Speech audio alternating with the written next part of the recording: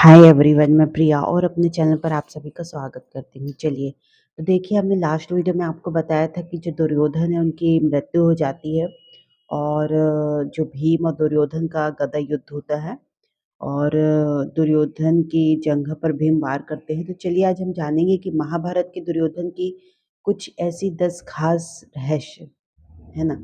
उसके बाद हम आपको बताएंगे कि जो गांधारी रहती है वो कैसे दुर्योधन को वज्र का बना देती हैं। चलिए दोस्तों,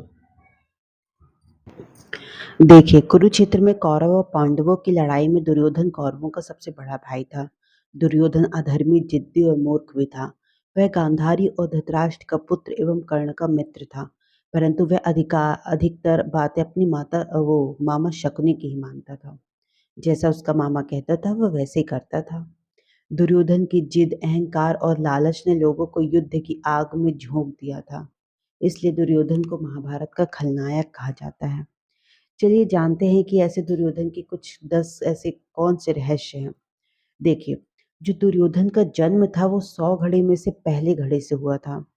जब दुर्योधन का जन्म हुआ तो वह रोने के बजाय गधे की तरह रेंकने लगा और जन्म लेते ही बोलने भी लगा था।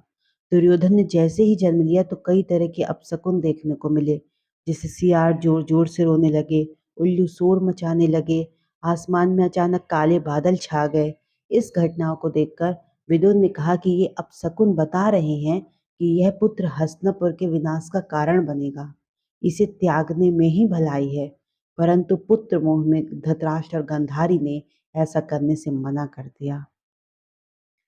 फिर कहते हैं कि दुर्योधन को कलयुग का अवतार माना जाता है, क्योंकि दुर्योधन में वे सभी गुण मौजूद थे जो कलयुग के मनुष्य में होने चाहिए। इसलिए दुर्योधन को कलयुग का अवतार माना जाता है। कहते हैं कि दुर्योधन कलयुग का अंश था और उसके 100 भाई पुलस्त्य वंश के राक्षस के अंश थे।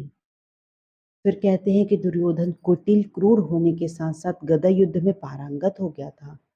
उसने शकुनी की चाल के तहत बलराम जी से गदा युद्ध करना सीख लिया था।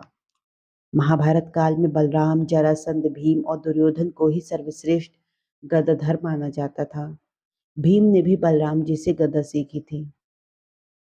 गांधारी ने अपनी दिव्य दृष्टि से दुर्योधन के शरीर को वज्र के समान बना दिया था, परंतु श्री कृष्ण की नीति के तहत दुर्योधन के गुप्तांग और जंघा कठोर नहीं बन पाए थे। कहते हैं कि जो दुर्योधन की मृत्यु होती है वो सबसे अंत में होती है। मैंने आपको बहुत ही डिटेल में बताया है।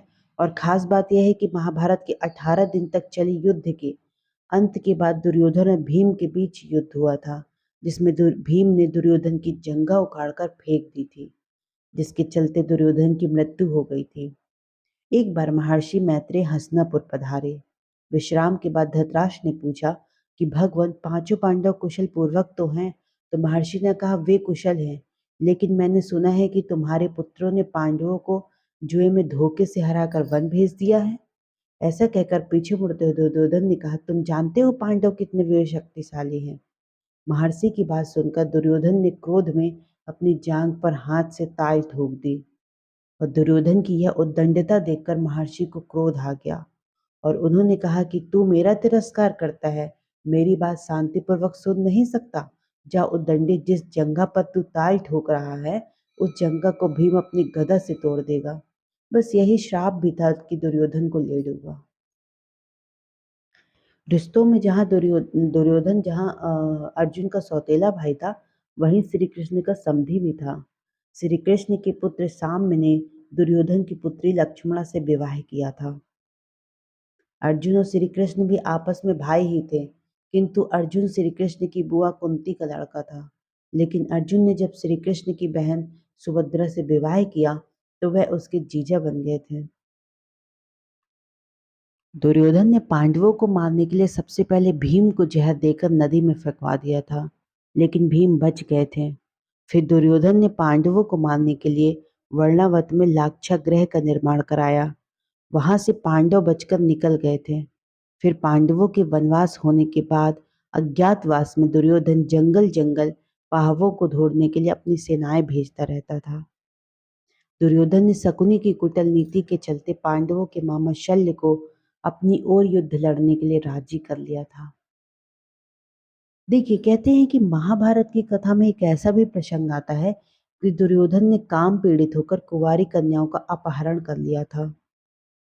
क्रोध कीड़ा में पांडवों के हार जाने पर जब दुर्योधन भरी सभा में द्रौपदी का अपमान कर रहा था, तब गांधारी ने इसका विरोध किया था।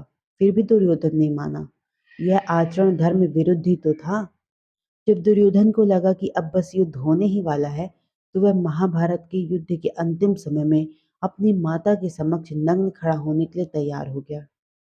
महाभारत में दुर्योधन के अनाचार और अत्याचार के किस्से तो भरे पड़े हैं। पांडवों और कौरवों द्वारा यादवों से सहायता मांगने पर श्री कृष्ण ने पहले तो युद्ध में शस्त्र न उठाने की प्रतिज्ञा की और फिर कहा कि एक तरफ मैं अकेला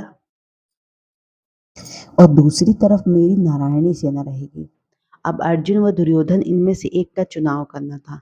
अर्जुन ने तो श्री कृष्ण को चुना और तब श्री कृष्ण ने अपनी एक जो नारायणी सेना थी वो दुर्योधन को दे दी और खुद अर्जुन का सारथी बनना स्वीकार किया।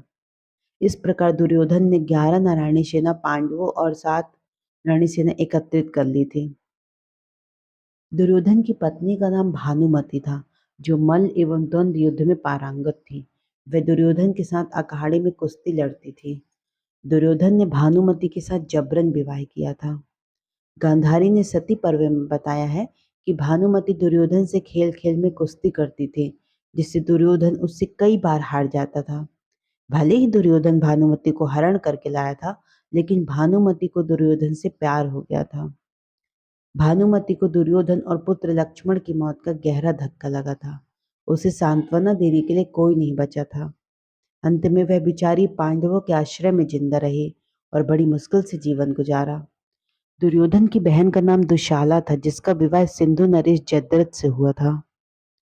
कौरवों की सेना सभी तरह से शक्तिशाली थी, एक से बढ़कर मतलब एक महारथी थे, परंतु फिर भी सभी हार गए। इसका एकमात्र कारण दुर्योधन ही था, क्योंकि उसने सही समय पर सही निर्णय नहीं लिया और कई तरह की गलतियां की।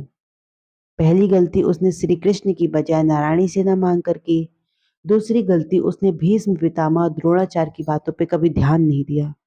भीष्म ने उसे 5 सोने के तीर दिए थे और कहा था, कल सुबह मैं इन तीरों से पांचों पांडवों का वध कर दूंगा, लेकिन दुर्योधन ने वह तीर अपने पास रख लिए। अर्जुन के वरदान मांगने पर उसे दे दिया। चौथी थूक उसने कर्ण से कहा कि घटोत्कच को मार दो, और कर्ण ने अपना अचूक जो अमोघ अस्त्र था वो घटोत्कच पर चलाकर अपनी पूरी शक्ति खो दी। पांचवी चूक उसने यह जयद्रथ की वह उचित सुरक्षा नहीं दे पाया, और छठी चूक यह कि उसने उचित समय पर अश्वत्थामा को सेनापति नहीं बताया, नहीं तो अन्यथा युद्ध का जो परिणाम था वो कुछ और ही हो जाता। चलिए, देखिए तो दुर्योधन की कुछ ऐसी रहस्यमय बातें थी। आपको नहीं पता रहा होगा कि दुर्योधन कैसा था, कितना कुटिल था और कितना ज्यादा अहंकारी भी था। चलिए दोस्तों, तो इसमें मैंने आपको बताया दुर्योधन के बारे में। हम आपको नेक्स्ट वीडियो में दोस्तों बताएंगे कि जो दुर्योधन की माता गांधारी रहती है वो वज्र का बना देती है उनको, पर ऐसा क्यों बना देती है वो हम आपको रहस्य पूरा बताएंगे दोस्तों। चलिए, तो आई होप आपको वीडियो बहुत पसंद आया होगा दोस्तों। ज़्यादा से ज़्यादा हमारे इस वीडियो को शेयर करें और हमारे चैनल को सब्सक्राइब भी करें दोस्तों। Thank you so much. जय श्री कृष्ण।